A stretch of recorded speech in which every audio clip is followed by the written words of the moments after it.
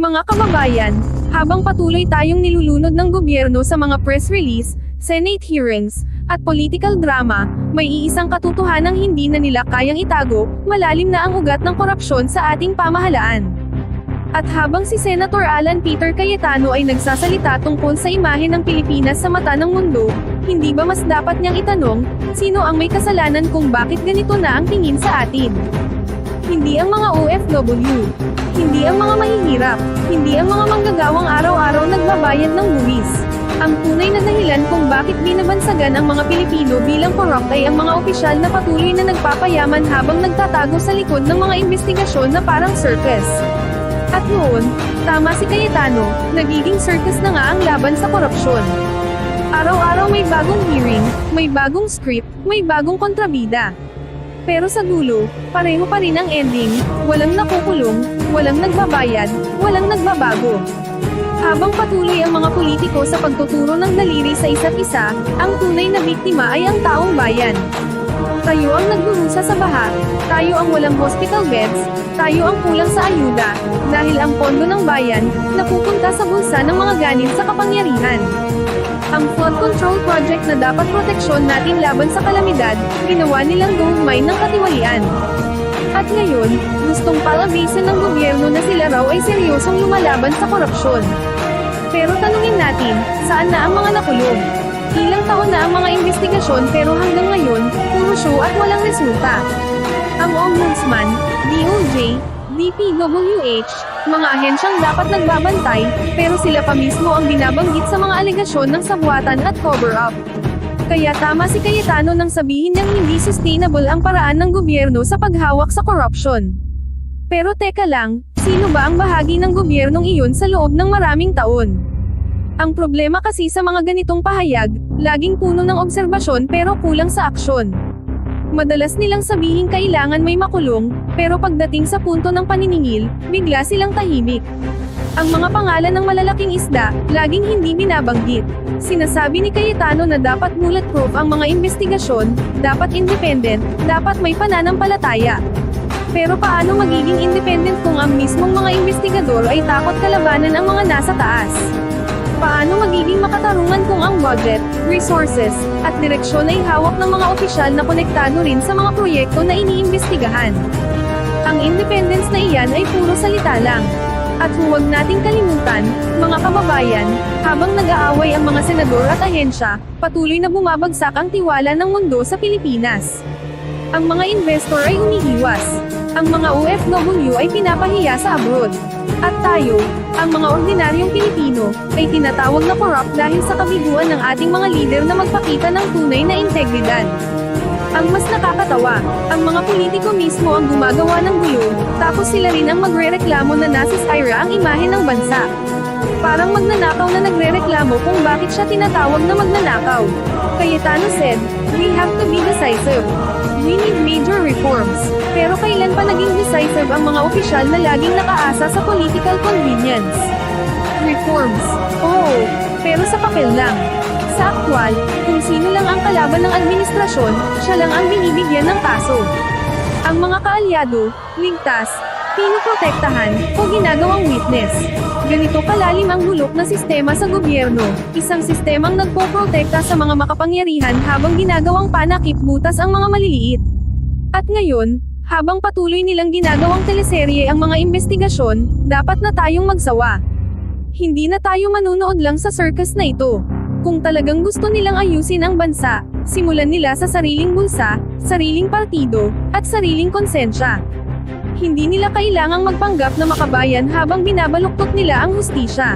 Kasi sa totoo lang, hindi natin kailangang hintayin ang Senado o Ombudsman para makakita ng pagbabago. Ang pagbabago, manggagaling sa atin, sa bawat Pilipinong ayaw ng malinlang. Sa bawat taxpayer na ayaw ng magpabayad sa korupsyon. At sa bawat kababayan nating handang ipaglaban ang katotohanan kahit laban sa mga nasa kapangyarihan. Mga kababayan, tandaan ninyo, ang tunay na circus ay hindi nasa Senado, nasa Malacanang, sa mga opisina ng mga tiwaling ahensya, at sa mga bulsa ng mga lider na patuloy na nilulustay ang pera ng bayan. At habang tumatawa sila sa gitna ng investigasyon, tayo ang nagbabayad ng tiket. Main concern ko ngayon bilang minority leader, bilang tagapagsalita ng minority, bilang isang nasa oposisyon, ay yung tingin sa atin ng buong mundo. So, dalawa pong main concern. Una, meron tayong mahigit 10 milyong Pilipino na nasa abroad. Napakaraming Pilipino nagka-travel everyday. Pangalawa, yung investment sa ating bansa. Hindi sustainable yung paraan kung paano natin na-address ang corruption, ang massive corruption. We have to address it. We have to address it. We have to be decisive. Kailangan may major reforms sa tunay na pagbabago. Kailangan may makulong. Pero the way we're doing it, na parang circus araw-araw, lubusan na apektuhan ang image ng ating bansa. It's not for me to advise the Senate President, diba? But yun ang difference ng minority leader at saka ng Senate President. The Senate President is not only the father of the majority. Siya din ang tatay ng buong Senado. Diba? So pagka ang Senado na inaatake o kahit membro ng minority, kahit independent, pero foul, mali, ang mabubugbog yung institusyon. Tandaan nyo, 24 lang kami. So napakadali na maglabas ang ombudsman ng para sa 8-9 and then gibain ang Senado. But I'm not ready to say that intentional to sa part ni Ombudsman Remulla. Ako'y naniniwala mali yung Remember, saan ba nag-umpisa to? Isa lang, kay dating Secretary Leila de Lima, na sa kagustuhan niya ipakita na patas siya, hindi lang kalaban ng Aquino administrasyon ang kinasuhan din si Joel Villanueva kahit na walang pruweba, walang ebidensya, at kahit mali. Kahit sa confirmation hearing niya, inadmit niya na kulang na ang pirma, ang letterhead, bubuhay party list. Ang pirma, hindi pirma ni Joel, tinuloy pa rin niya. Diba? Ombudsman Remulla does not deserve advisors like Leila de Lima kasi mapapahamak ka lang. Mapapahamak. Unfortunately, malakas ang boses ngayon sa administrasyon at sa House of Representatives for her own purposes. This is not for the people. It's their own politics. Deserving ba na sa ibang bansa? Tawagin mo Pilipinas, buong Pilipino na korap? Kaya nga in-expose di ba? Sa atin, sa local, naiintindihan natin yan. Naiintindihan natin na hinahabol natin korap. Pero sa abroad, hindi. Kasi nga, it's being handled like a circle. Even in the Senate. That's why lagyan natin ng konting ayos. Diba? Let's not think that we can do anything and bahala na yung consequences. Lahat ng action natin may consequences.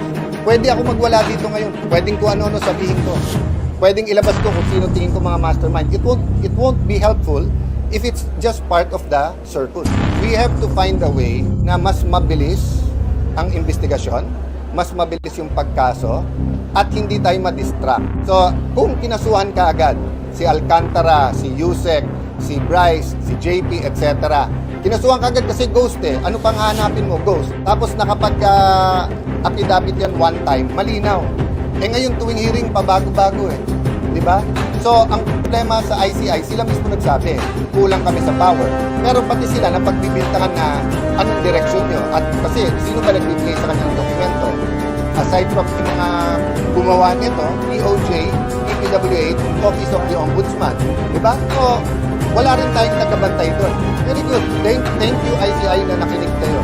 Diba? And thank you na kayo mismo nagsasabing you need more powers. But sa akin din, let us bulletproof them in terms of faith ng tao. And the way to bulletproof, magsama ng ilang religious leaders, magsama ng isang opposition, then make them independent. Sa US, pag independent prosecutor ka, ang pera mo at gagawin mo, independent ka talaga. Hindi depende yan sa administrasyon.